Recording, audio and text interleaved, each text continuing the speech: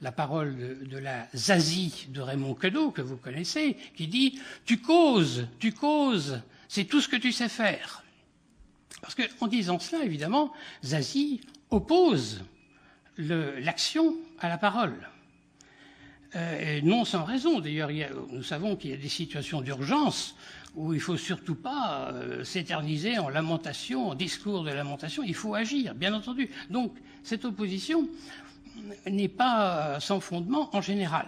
Mais elle nous cache, au sujet de l'action, elle nous cache quelque chose de beaucoup plus important qui est la fonction du langage dans l'action.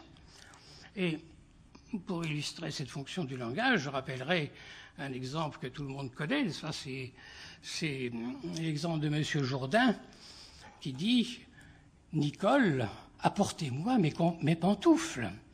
Et en disant simplement quelque chose, M. Jourdain fait que finalement, les pantoufles arrivent.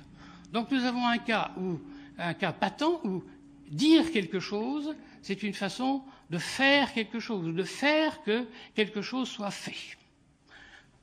Mais vous verrez que ce n'est qu'un tout petit exemple du rapport organique entre l'action et la parole, ou le langage en général.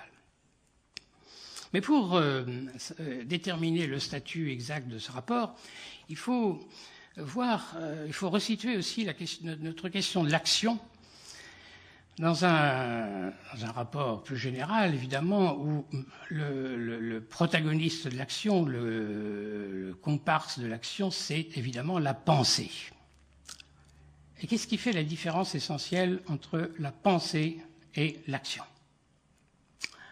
La différence essentielle, elle provient du fait que la pensée se place essentiellement dans l'alternative du vrai et du faux. Tandis que l'action, évidemment, vous l'aurez deviné, l'action, elle, c'est une toute autre situation, elle est dans l'alternative du bien et du mal. Bon. Ça, c'est évident, mais si nous voulons aller un peu au-delà, nous devons considérer un autre couple de termes, qui est cette fois-ci celui de la pensée et du langage. Parce que si nous parlons de la pensée et du langage, nous allons justement découvrir cette question du rapport entre le langage et l'action, et plus précisément de la fonction du langage dans l'action.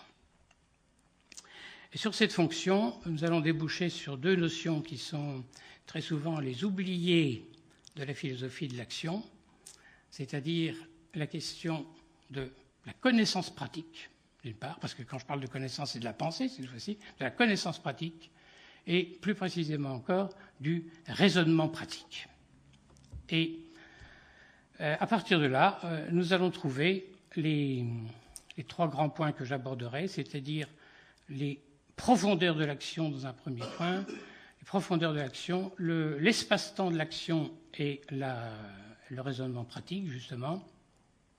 Et puis, troisièmement, qu'est-ce que ça signifie, l'action chez celui qui agit, c'est-à-dire l'action chez l'animal parlant. Alors, d'abord, les profondeurs de l'action. Pourquoi est-ce que nous pouvons employer un tel terme ? Parce que nous partirons d'un exemple où on s'interroge sur quelqu'un, nous demandons, par exemple, qu'est-ce que fait Théodule ? Qu'est-ce que fait Théodule ? Alors, notre Théodule, là, précisons qu'on va voir, c'est important, il a un voisin qui s'appelle Dumanchon. Bon. Mais alors, pour l'instant, qu'est-ce que fait Théodule ? Le point essentiel, c'est que si nous interrogeons sur une action, nous allons pouvoir donner différentes réponses très hétérogènes, comme vous allez le voir. Je peux dire au sujet de ce Théodule, d'abord, il scie du bois. Il scie du bois, mais plus précisément, par exemple, il scie du chêne. Ou encore, mais alors, il scie la canne de Dumanchon. Il est en train de scier la canne de Dumanchon. Ou bien, il réveille Dumanchon, en sciant, il réveille Dumanchon de sa sieste. Alors, qu'est-ce qui est le plus grave, scier la canne de Dumanchon ou réveiller Dumanchon de sa sieste ? Ou bien encore, il produit de la sciure de bois. Une seule et même action, vous l'avez compris maintenant, le point essentiel, c'est qu'une seule et même action est susceptible, je n'ai donné qu'un échantillonnage, une seule et même action est susceptible de multiples descriptions. C'est ce que j'appellerais la multiphysionomie de l'action. Et par exemple, on vous demande qu'est-ce que vous faites, vous pouvez répondre par exemple, je suis étendu sur mon lit. Bon, mais évidemment c'est une réponse dont vous sentez déjà l'impertinence.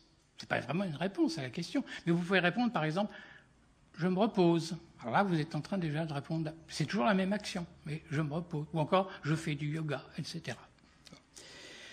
Et alors, on peut généraliser encore, n'est-ce pas? Prenons une description d'une action classique, hein, on tombe dans le registre grave, Brutus, assassinat, César.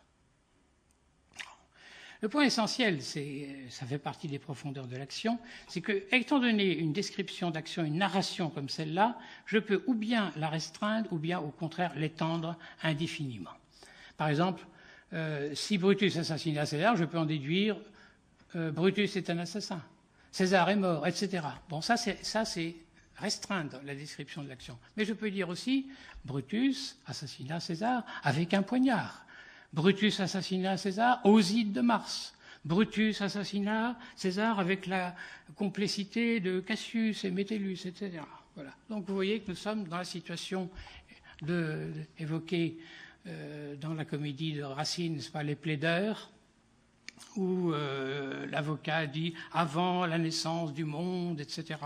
Et l'avocat dit « ah, passons au déluge ». Voilà. C'est-à-dire que si vous prenez une action quelconque, vous pouvez amplifier sa description jusqu'à embrasser l'histoire universelle.